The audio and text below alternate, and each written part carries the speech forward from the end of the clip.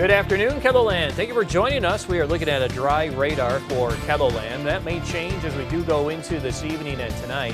Temperatures are warm. Numbers are in the 70s, 80s, and mid-90s. We have 95 degrees currently in Rapid City. It's 78 in Sioux Falls and in Huron. Forecast for today, we'll watch for developing thunderstorms mainly across central South Dakota. Give you details on futurecast coming up. Shooting for a high of 100 in Rapid City. I'll have more details on your forecast as we begin midday in KELOLAND. Live from KELOLAND Media Group, midday in KELOLAND. The South Dakota Secretary of Corrections is making an appearance in front of a legislative committee today. What we hope to learn. And one of the largest wildfires in California history is still raging. A look at the damage as that blaze continues. Well, good afternoon and thanks for joining us. I'm Tom Hansen. Severe weather has returned to KELOLAND. This is a time lapse from our winter live cam. As you can see, the rain and wind roll into the area. Very impressive there looking at this. There are reports of wind damage in that area, including down power lines. Now turning to a different city facing damage, Vermilion. KELOLAND's Jordan DeSmet is there and he joins us live. And Jordan, what are you seeing?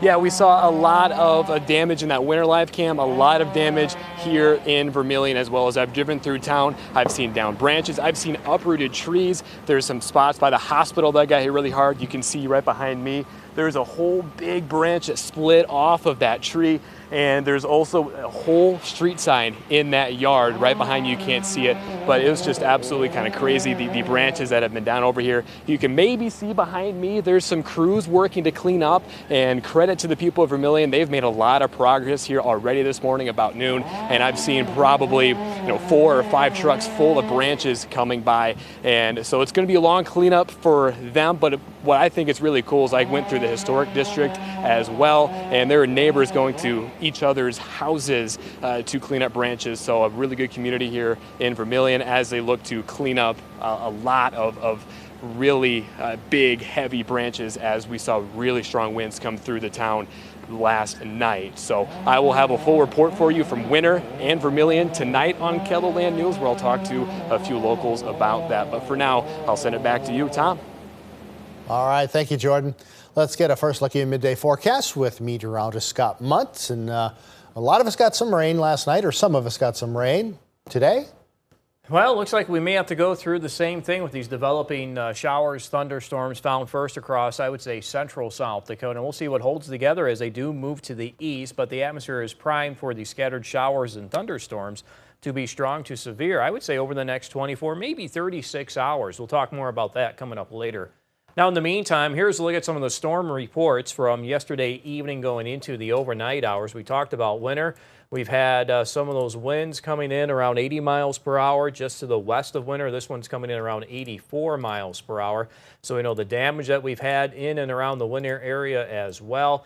And all these dots signify a lot of wind here south of 90. We've had a couple of reports of hail in and around Mitchell. Some of those reports coming in at over an inch in diameter. We've also had some wind reports in and around the Sioux Falls area, wind measured at 52 miles per hour for Sioux Falls. As you can see, again, that damage there in Vermilion. Some of the wind gusts there near Yankton up to near 60 miles per hour. So we had the severe weather yesterday evening and overnight, and we also had the heavy rain too. Just to the west of Sioux Falls, we have rainfall estimates of a good 2 to 3 inches or more. And for the city itself, I would say it ranges anywhere from an inch to an inch and a half. Some of the highest totals coming in on the west side of the city. As you see, officially in Sioux Falls, we're around an inch of rainfall.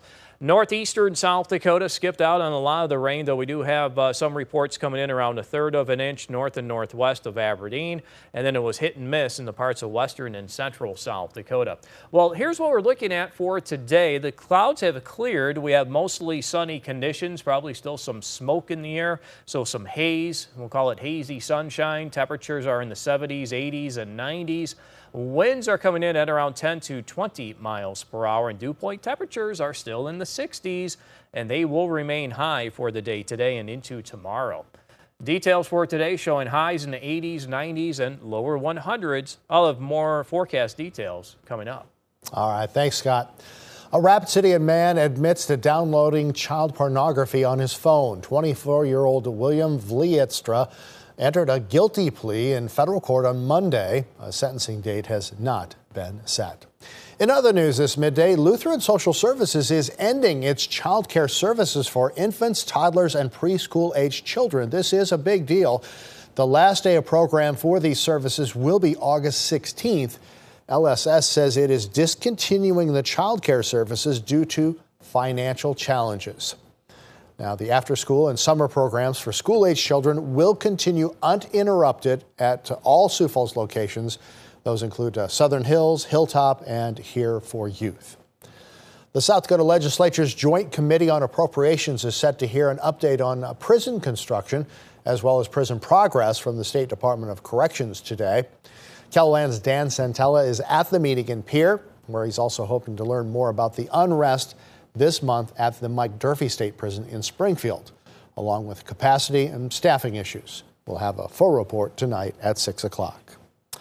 Now to the raging wildfires in the West, where new flames have erupted in Arizona and Colorado, and the Park Fire in Northern California is now spreading. It is now the 6th largest wildfire ever in the state of California.